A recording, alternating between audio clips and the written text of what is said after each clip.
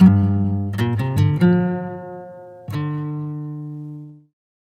everyone. I am Carter Wilson, and this is Making It Up. So this is a show where I sit down and have a lovely conversation with another writer, and at the end of the show, we make up an impromptu short story together. Today I talked to USA Today best-selling novelist David Bell. David's a cool dude. I got to know him a few years ago after meeting him at a conference. I mean, he's hell of a talented writer, and not only that, but a very prolific one. He's got 10 standalone thriller novels out with Berkeley, and his 11th novel, Kill All Your Darlings, is out this July, and it looks fantastic. And I forgot to mention to him, I actually have a tattoo on my arm that says Kill Your Darlings. Damn, that would have been a good conversation piece, and it totally slipped my mind. We had a great talk, though, and actually it focused a little bit more on navigating the waters of the publishing industry, more so than actually the craft of writing itself. So we talked about the importance of having, really strong and committed agents and editors, how the writer is just one part of a publishing team and needs to kind of play along, and actually how also to maintain, a brand as an author while not being formulaic in the actual storytelling process. So, and then at the end of the episode, we made up a story that, focused probably a little bit too much on chest hair, but it was fun anyway. So this is my conversation with David Bell. Enjoy.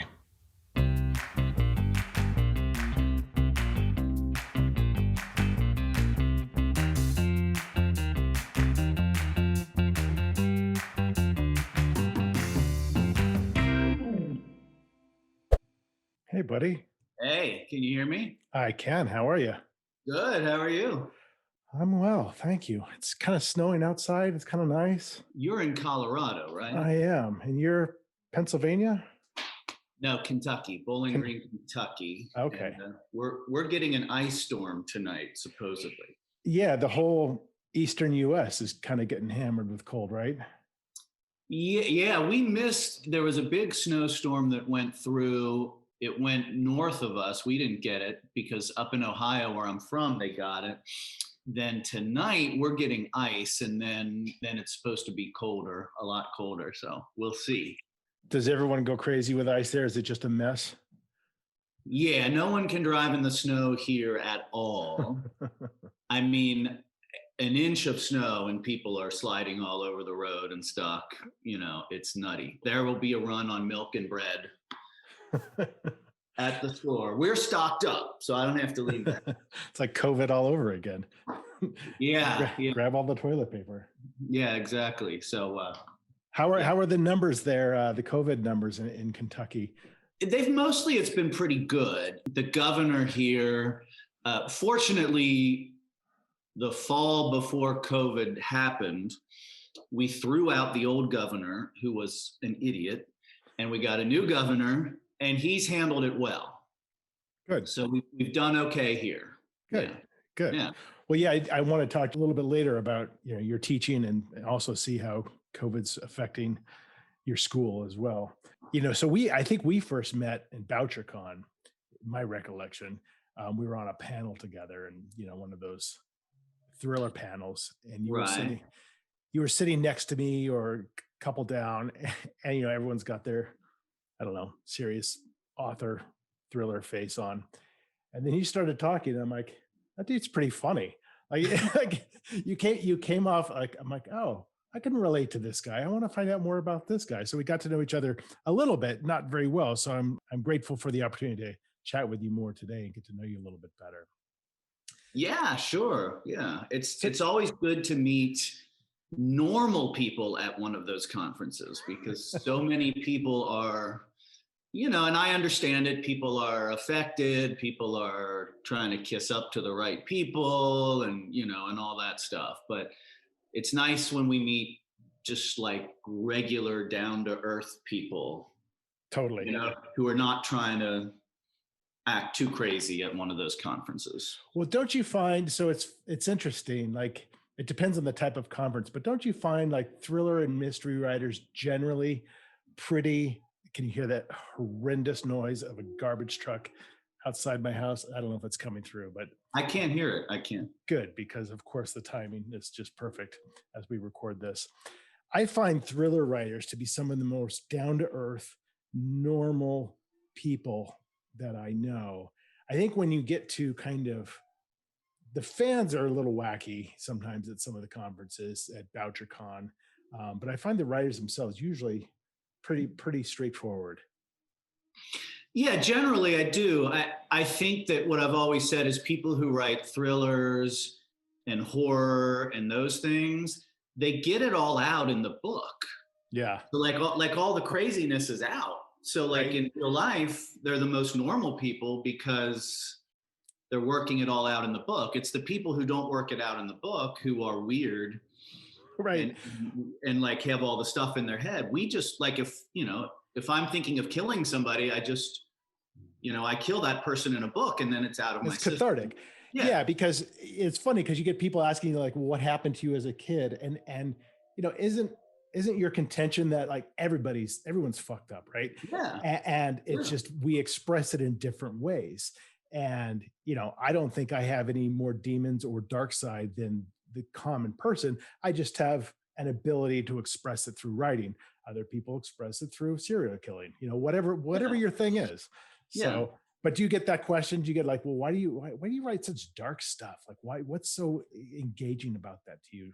And how do you answer that? Yeah. Well, I always just say it's just like some people are just made a certain way. Like I was just always interested in that stuff, right? Like when I was a kid, part of it is like both of my parents, my mom was always into she's still into true crime stuff, usually on TV and whatever. My dad read a lot of thrillers. So that was always around. But even when I was a kid, I was just like the news would come on and if they were talking about a murder or a plane crash or something weird, I just perked up and I just wanted to hear about that. But I think you're right. Like, who isn't fascinated by a good murder case or a plane crash or something? Like, everybody's fascinated by that stuff. So where did you grow up? Cincinnati. Okay, so you've been in that area most of your life, that general vicinity. Yeah, Midwest. I mean, I'm about 3.5 hours from Cincinnati now. I lived in North Carolina for a little while. I mean, I've lived a number of places, but yeah, mostly Ohio, Kentucky, Indiana. And what did your parents do? My dad was a salesman, was an insurance agent most of my life. Nobody was super creative in the family. They just read a lot. My dad was a salesman. My mom was mostly stay-at-home mom when I was little, and then she had a couple different jobs when I got older. I'm the youngest of three, so I'm the baby by a lot. I'm the baby, which was great. It's a great deal to be the baby. So that was it. But everybody read in my family. That was really it. My parents just both read all the time. So you were reading at for pleasure at a young age, younger than most kids would probably, right? Well, yeah. And my sister is 11 years older than I am. And she always wanted to be a teacher. So when I was little, my sister, basically, I think I was her educational experiment. Like she spent a lot of time. Everybody read to me, but like my sister spent a lot of time like reading to me and showing me things. So like I had all this attention. Then I went out into the real world and I realized not everybody's going to pay attention to me the same way. It was cruel and harsh. So everything you've done is a way of getting attention somehow. Yeah, I had to start acting out. It didn't work in the real world when I would have a temper tantrum. I still try it sometimes, but it just doesn't work. Yeah, rarely. Yeah, so I had everybody in my family read, and so it was just that kind of environment. So what did you study in college? I was an English major. Okay, so you kind of knew. Was it English major because I'm interested in writing, or English major because I have no idea what I want to do with my life? A little of both. I think I wanted to be a writer, but I couldn't. I didn't know how that worked, right? Like no, the idea. I understand. I still don't know how it works. I still don't understand. But just like the idea that like there were these people in the world who wrote books, and like Right. that was the job. That was just too hard for me to figure out. But it sounded super cool, didn't it?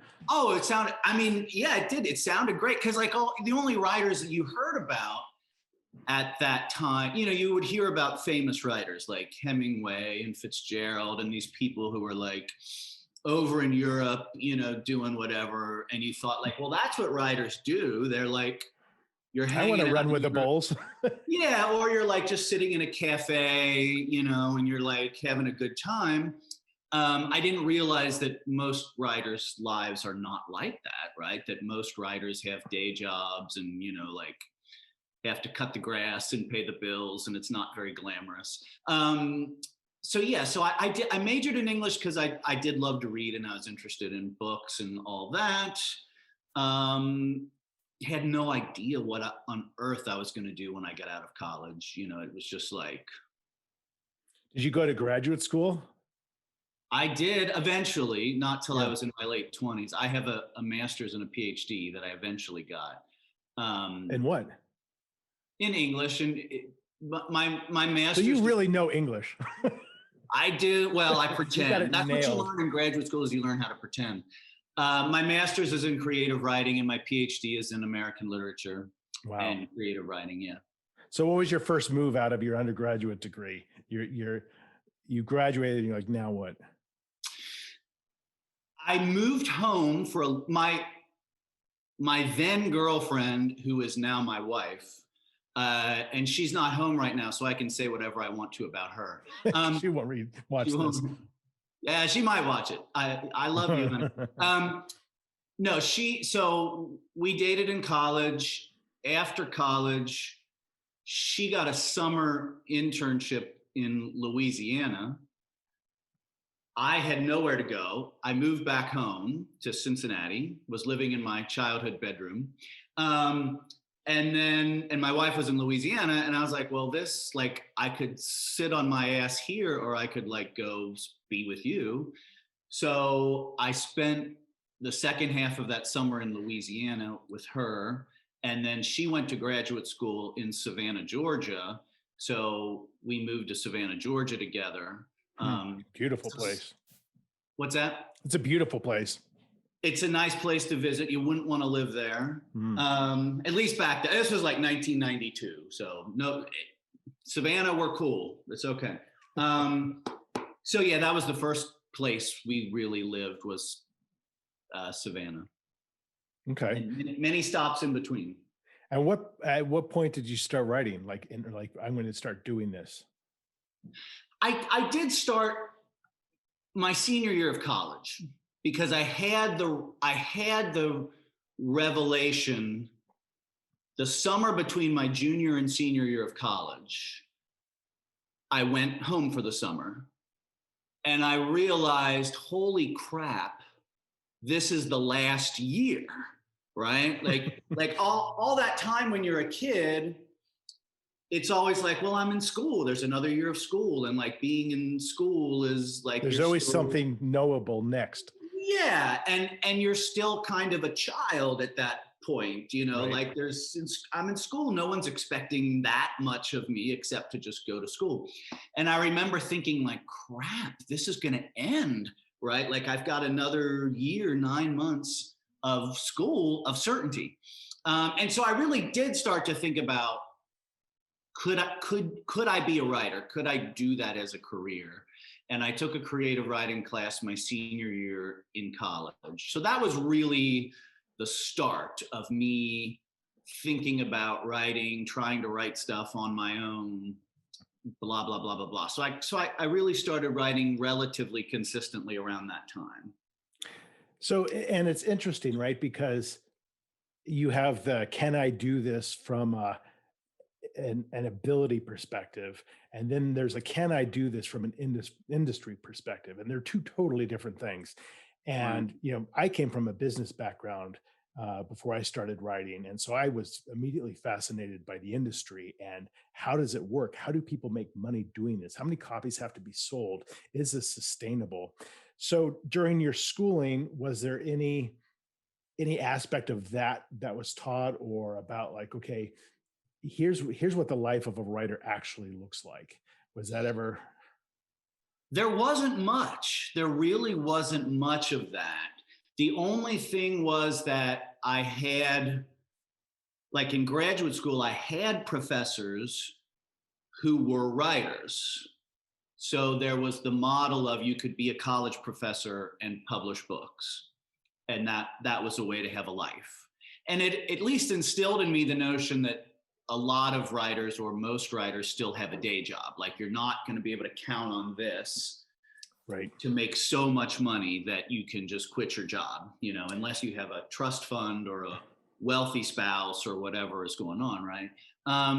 So it instilled that in me, but I didn't know anything about the business. I knew very little about the business. I still don't. Maybe you can explain it all to me in the course of this conversation.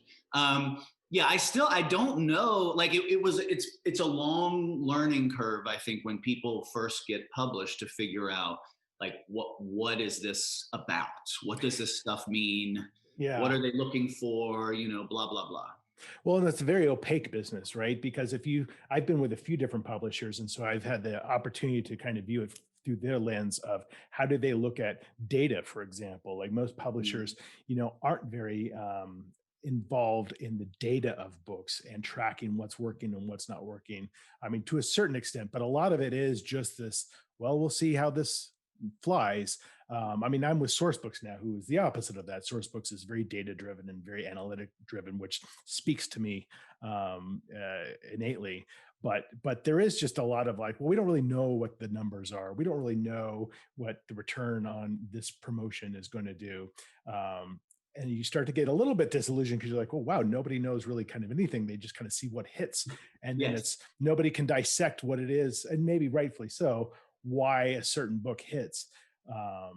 But so it's a pretty muddy industry from what I've learned about it. Yes, exactly. That's exactly what I think. I think we live in this world that is becoming data driven, like politics. Politics, they can say like, a voter living in this neighborhood will vote for a candidate if the candidate says they like cats on a Wednesday at 2:00 in the afternoon. And then they do that and they get that person to go vote. And sports is like that, like baseball is now like, absolutely. A left-handed hitter wearing purple socks on a Friday will, and it's like they go all the way down to that. And then publishing is like, well, I don't know, like maybe we could try. It's like a couple people sitting around like, we just don't feel like that's going to work. And it's like, yeah, you just don't feel like that's going to work. Like, yeah. Like, okay, like anyway. So yeah, I totally agree. I don't know why. I know they drill down into some things, but I feel like it's still, and on the one hand, that's delightfully old school, like that it's people just saying like, we love this book. On the other hand, it can be maddening because then sometimes I just want to say like, well, you're just guessing. So why is your guess better than my guess? Because like we all know that sometimes you've given $1 million to books that sell 2,000 copies, and you've given like $5,000 to people who end up selling 1 million copies. So right. What's your batting average on this? Right. Was it any different than what I could do if I just sat in an office and said like, yeah, publish that one, don't publish that one. Right. I like that guy's shirt, so we'll give him $1 million. Like how do it's all a whim in a way. Yeah. Well, very few people are giving anyone $1 million these days, and I'm sure there's some publishers listening saying like, oh, you have no idea. And to their credit, but there is something also a little bit, the old fashionedness it's almost romantic in a way of the not knowing. At least this is how I comfort myself from time to time, is knowing that, nobody's writing an algorithm that perfectly knows how to replicate bestsellers. I think they've actually tried. And it just doesn't work. So how that translates into being an author is you always have the perspective of, hey, my next book could be it. That could be the big one. Mm-hmm. And so it is nice to always have that. One of the best things about being a writer, I think, is unlike many other professions or sports, for example, the best could always be yet to come. And that's very, you know, warming to me in a way. And sometimes that helps just when you have a book that you think is going to be, a breakout novel and it sells okay, but not what you had hoped. It is nice to think, okay, well, this next one might be. I mean, do you get that sense sometimes that, because I feel like every time I start something new, I'm like, I'm so excited for this book that I think, all my energy is going to go into this, and this could really be the one that sells more than all the other ones combined. Do you have that sense when you sit down to start something new? Yeah, of course. I mean, I don't think, I mean, considering how much effort goes into writing a book and how long it takes and how long it takes to go through the whole process of it coming out, even once the book is turned in, it takes months and months and months of all the copy editing and covers and all that. I think somebody would be a fool if you didn't start that with some feeling of excitement, right? And anticipation. I mean, I tell my students this, which is like, if you think, this goes back to what we were saying at the beginning, if you think like I think sometimes I have students and people out in the world, who think like, well, like being a writer, that's like a get rich quick scheme, right? Like I'll write a book, and all writers are like getting paid $1 million, and they're Right. and it's like, I always tell my students, like, if that's what you're doing this for, Right. go down to the engineering school, right? Go down to the business school, go down, major in computer science, because you will get a job and you'll make good money.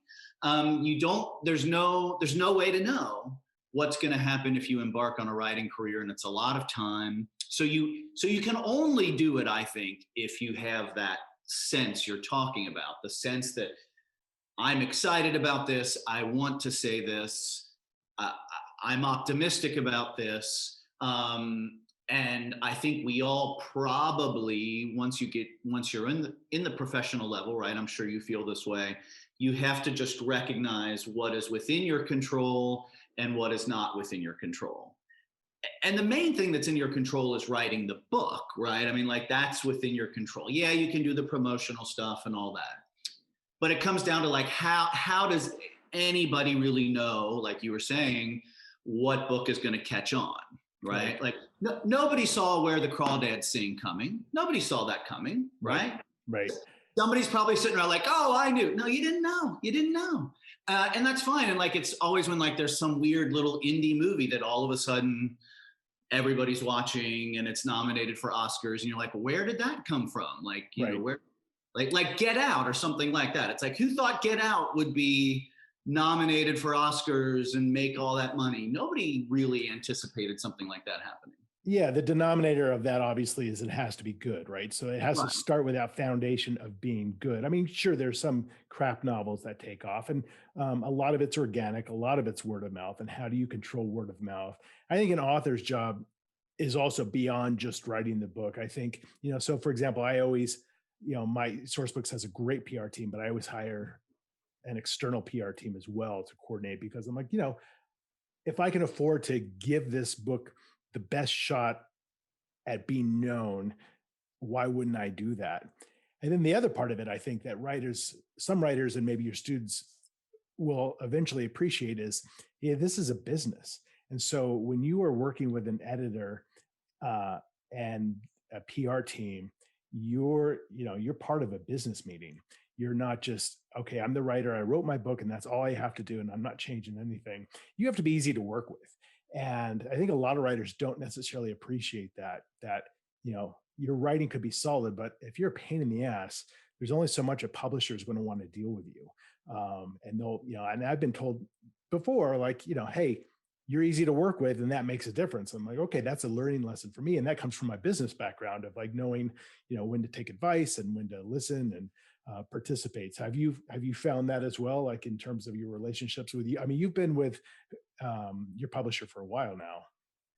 Yeah, I've had the same editor and the same agent for I'm about to start the 12th book with them, with Berkeley. Same editor, same agent, and then the same publicist, the same in-house publicist since the 4th book. So yeah, it's been remarkably stable, which is a good thing. Yeah, I do think that. I think that you can look at something like publishing and see it in this mystical sense, right?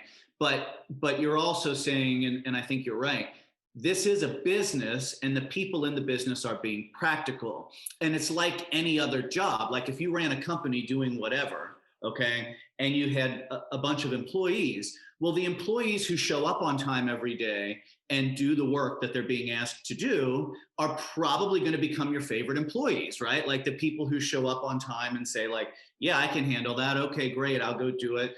Whatever. And if you had some person who like came into work at your business and was like, I'm just not feeling it today. I'm not like in a space to do, whatever today, you would just eventually that would grow old. So, I mean, I do think like reliability, steadiness, meeting deadlines, getting along with people, is a thing that matters. It does count because people in publishing, editors, publicists, those people are overworked.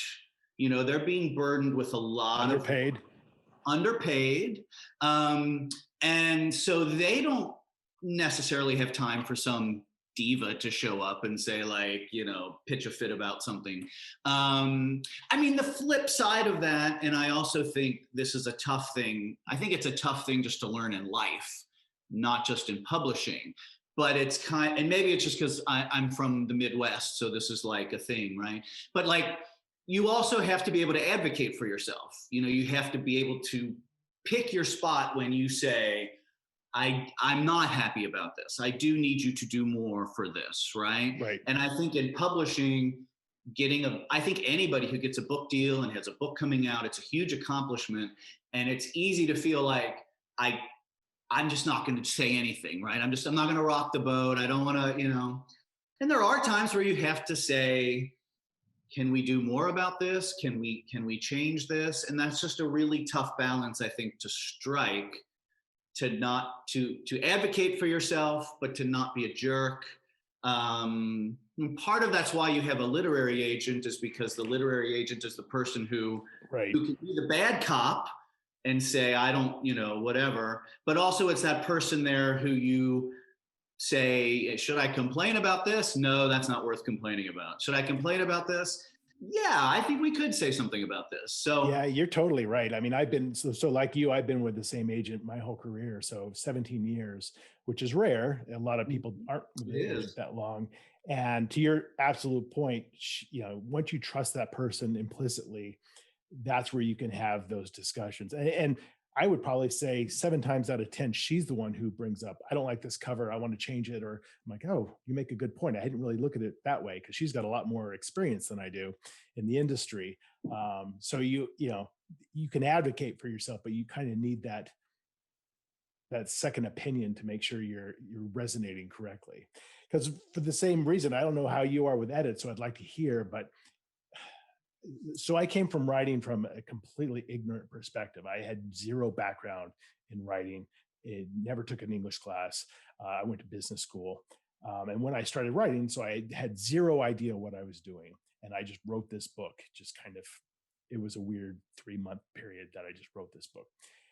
So then you have a book and you have no idea what to do with it. So you start to learn the industry. But once you start getting feedback, and my first 3 books didn't sell, once you start getting feedback, there's no obstinance at all. I was so grateful for any feedback, because of course I don't know what the hell I'm doing. So to this day, when I get, first round edits from my editor, almost all of them, I'm like, yeah, you're totally right. This is going to make the book better. And I hadn't seen this. So there's very little that I push back on from an editing perspective. What is your experience with that? When you get edits, are you able to incorporate those, or do you feel like, don't touch this? I don't feel like don't touch this. I mean, to me, I think of it as kind of like the stages of grief. Like you write this book and you're excited about it. And you're like, here, I wrote this thing, right? Mm-hmm. And we all want to turn it into somebody who reads it and says like, wow, this was perfect. Like, you're so brilliant.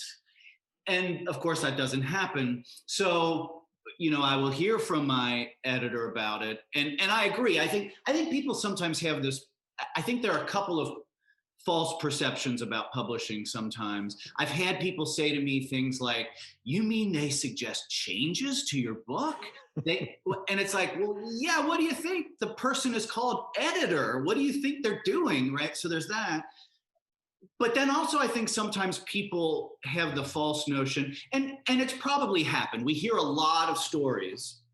You hear these stories in the music industry, you hear them in the movie industry. I don't think you hear them as much with books, but you hear these stories about, like, somebody made a movie and the studio took it and changed the ending, or someone made a record and the record company was like, this will never sell, so we're going to shelve it, or we we remastered it, or we whatever.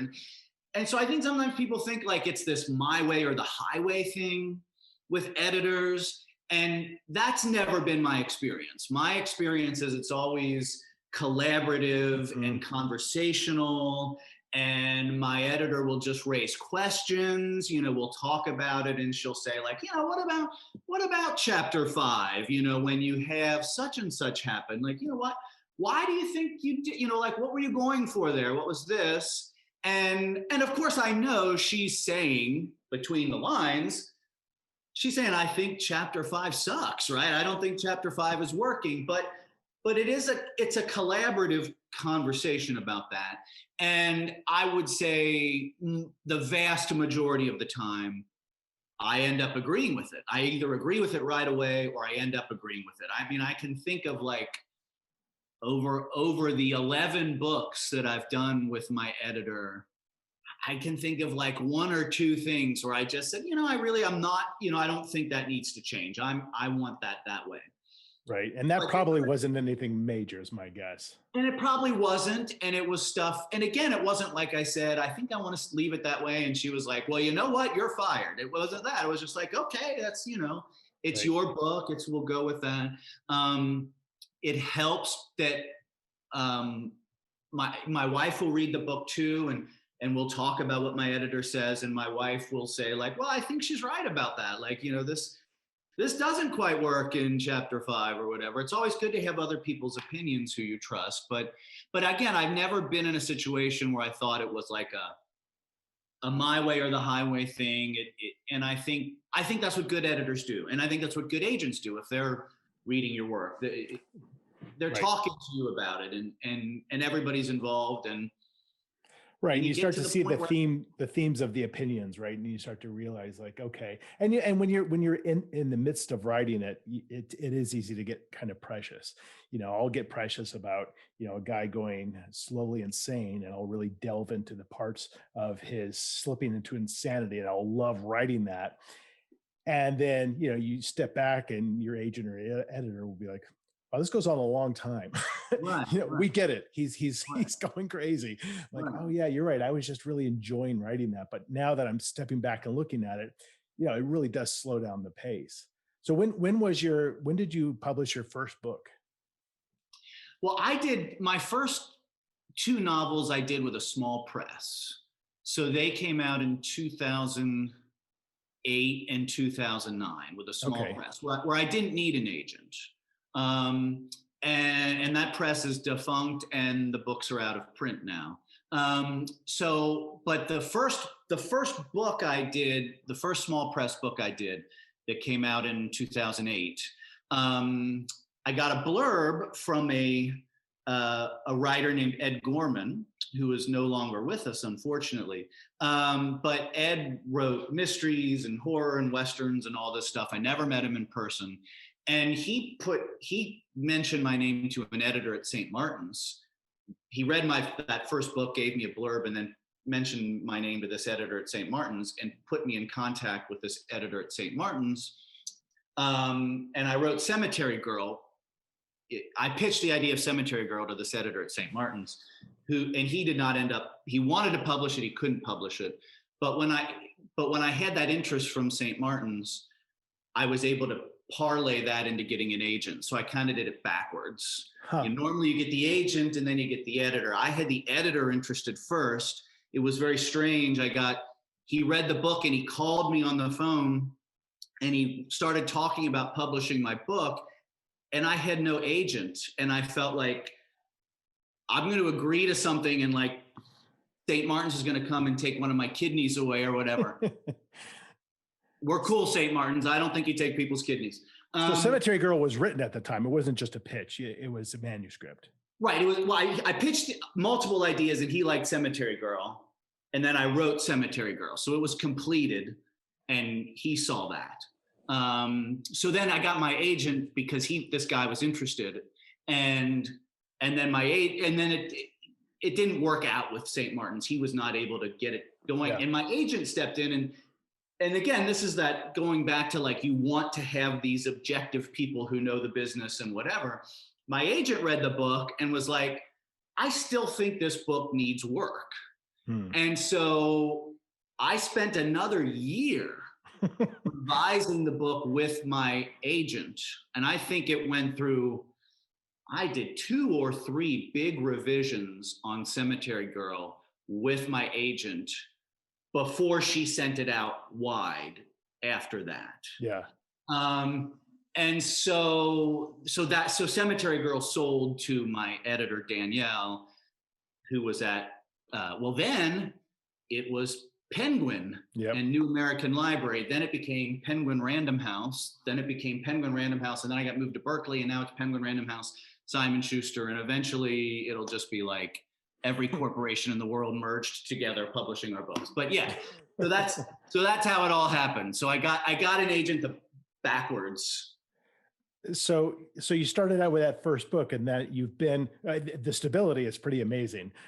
Especially like you even mentioned that, the same PR person. I mean, those people tend to move around all the time. So the fact that you've been pretty stable, certainly with your editor and PR. So are you kind of just we all know writing careers go up and down. They're all over the place, but it feels like after 11 books, you're in a pretty solid rhythm with Berkeley and your editor, where there's, maybe the expectations. You're able to produce, I don't know, a book every 9 to 12 months, something like that. Is that what is your pace like? Yeah, it's been a book a year since Cemetery Girl came out. So from 2011 till now, and then I have the next one due in May. So it's been a book a year the whole time. The rhythm of what happens is there. They did move me from the books were coming out in the fall, and I think maybe the 5th or 6th book they moved to the summer. So like that altered things a little bit, but otherwise there's a pretty like steady rhythm to it. I know my editor very well. And what works about it, and again, like I on the one hand, I feel like I don't have a vast storehouse of experience because I've been with the same people all the time. Whereas you'll talk to like, one of the great things about these conferences is you talk to like some of these authors who've been around a long time and they're like, yeah, I did a book for Berkeley back in the 1960s, and then I moved over here and then here, and that was my 5th agent, and it's like these vast storehouse of experiences. But I'm fortunate. I really like my editor as a human being. In addition to liking her as an editor, I like her as a person. We get along very well. I like spending time with her when we used to go to conferences and see people in person. I like spending time with her. We do know each other well. And I know, it's gotten a little to the point where like, I know like, oh, if I put this in the book, she's going to hate it. Yeah. Like Danielle's not going to like this. Yeah. Or if I wonder how Danielle will react to this. Cause in the past she hasn't liked this. I'm sure you have this experience, and I'm sure every thriller writer has this experience that when you've written multiple books, and then, it's always like the editor will come back and say like, you killed somebody with a hammer 2 books ago. So you've got to like kill this person with a different household implement, right? Right. Or like, the maid was the killer 3 books ago. So you can't do that again. Right. Right. Or if you start to kind of, I don't know, slip the bounds of practicality and things get a little maybe ghostly or something like that. You're like, oh, they're not going to like any kind of supernatural element, or maybe they will, who knows, but that's just what I want to write in the moment. And it's always a struggle because you don't write series, do you? No, they're all standalone. Yeah. So that's totally the same with me. And so that's the exciting thing, is like, this next book is going to be, in a way, you get to the point where you're like, I want it to be different. I want it to feel different, because I'll write, but I'll alternate between like writing from a woman's point of view to a man, and between books, because I just like that challenge. But you do start to get kind of mentally shackled after a while, saying like, oh, I know that they're going to be like, oh, this is too much in the realm of maybe YA, or maybe this is too in the realm of sci-fi, fantasy, just elements of it. Do you run into that a little bit when you're writing, that you want to kind of cross over into something different, or do you feel pretty confident staying within the lanes of what you've been writing? Yeah, I mean, it's weird because in publishing, they want someone to be a brand. I mean, that's what they say. Totally understandable. So our names are brands, and I understand that, because they want readers to be able to say, and I'm the same way as a reader.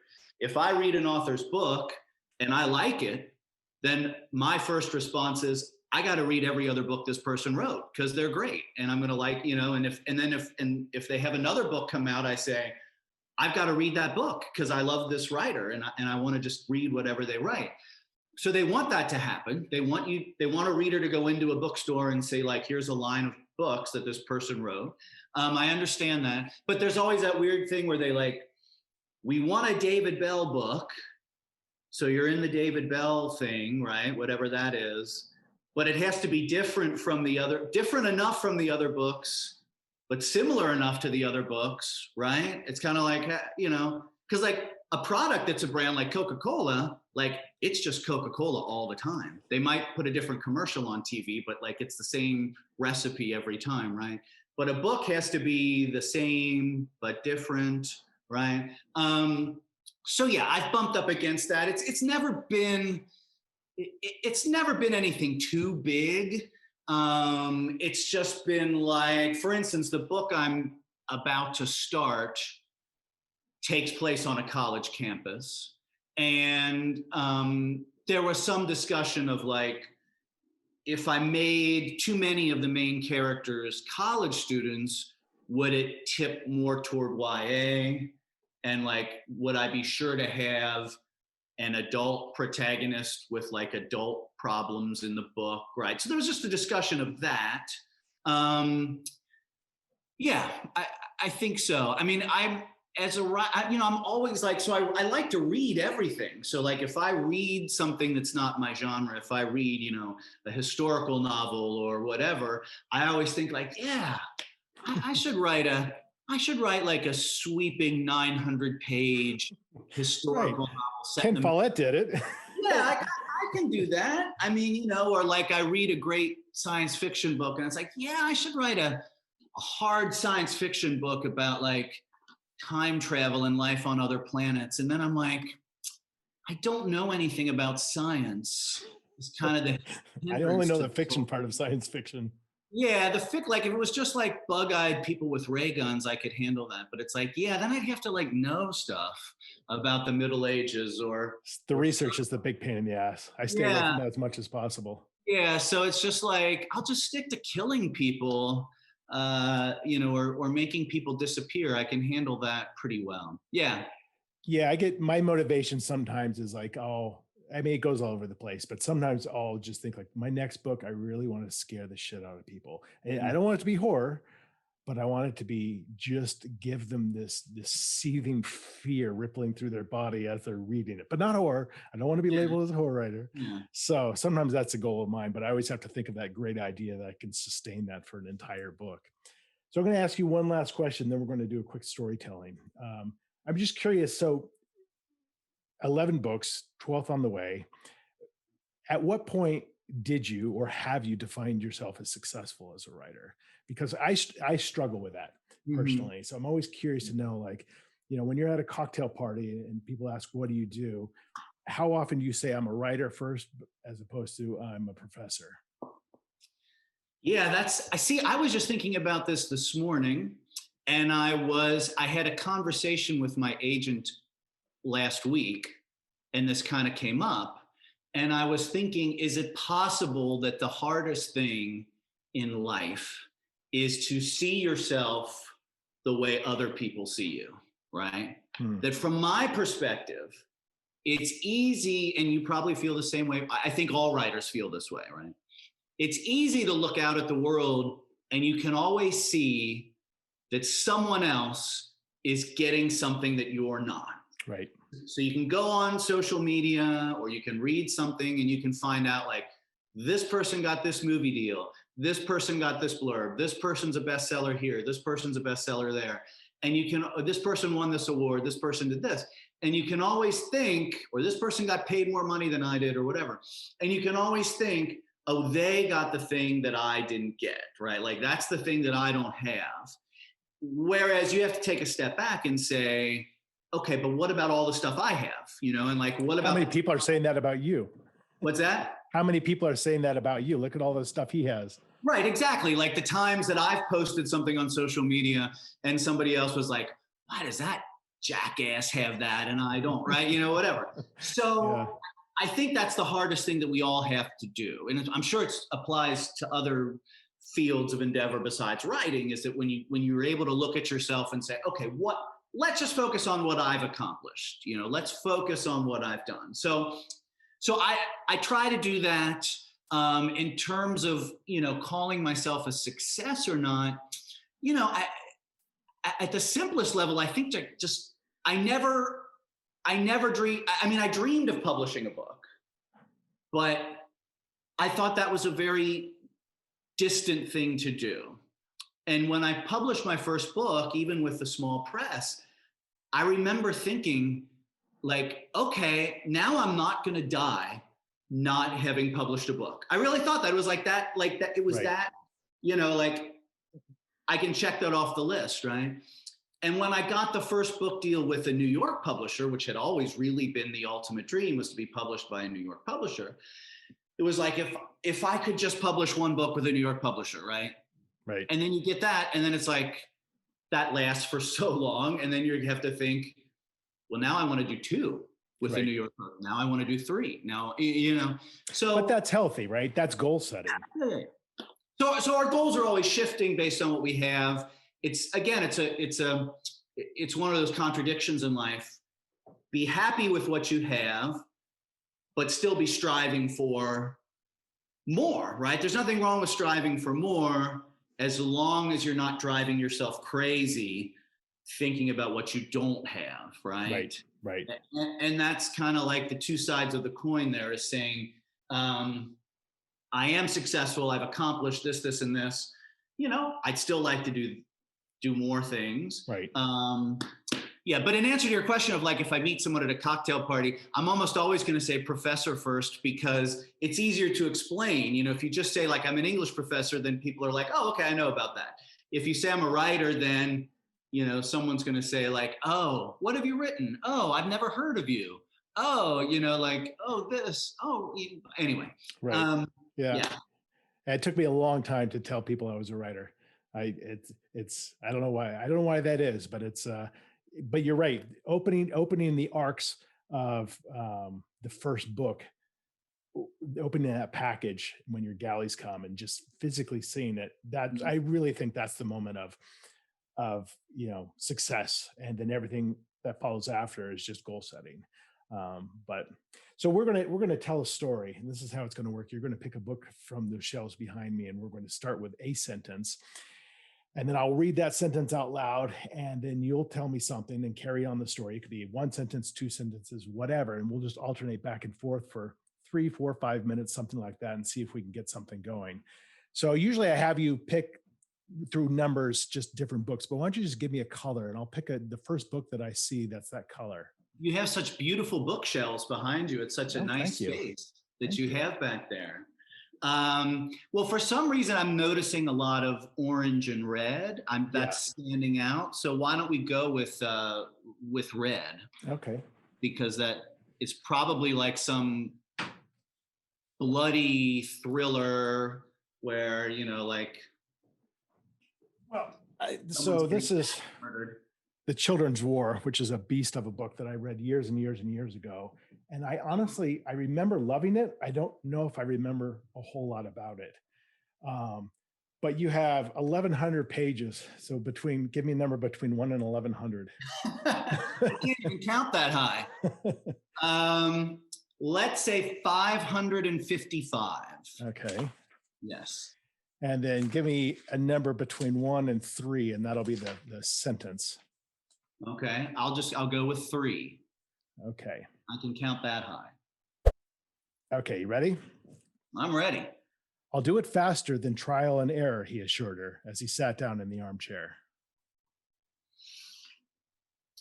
That's loaded, isn't it? It is. I'll do it faster than trial and error and sat down in the armchair, right? He unknotted his tie and started to unbutton his shirt, period. She looked down at him, thinking how self-assured he was, that he was faster than a computer, and that he surely wanted her to see his chest hair. She can't say she totally disagreed. Damn, he thought. Why did I get that wax job earlier this week? Period. He scratched at his chest, feeling the small razor bumps, wondering if it was noticeable to her. A small sweat broke out on the back of his neck. She studied him for a long moment.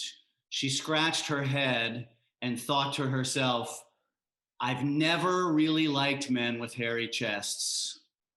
In fact, she hated men with hairy chests so much that she remembered the time it caused her to actually kill an old lover.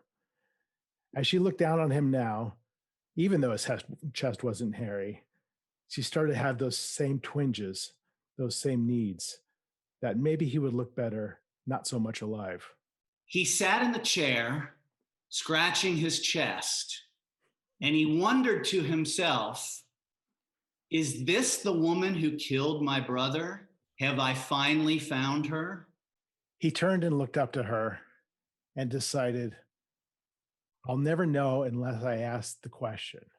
So, he said, where were you on the night of April 13th, 2014? Were you by any chance in Duffy's bar out on Highway 32? Question mark.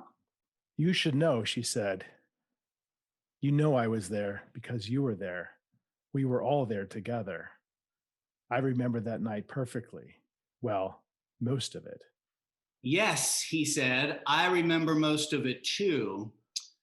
But I was so drunk that there are black spots in my memory. In fact, it seems as though my memory starts to fade right after the moment when you handed me my 4th drink. Period. That's right, she said. You were drunk. We took you home. We had to put you to bed, roll you over onto your stomach so you didn't choke on your own vomit. Then your brother and I just hung out and watched TV. If I recall, that was the last I ever saw of him. That's correct.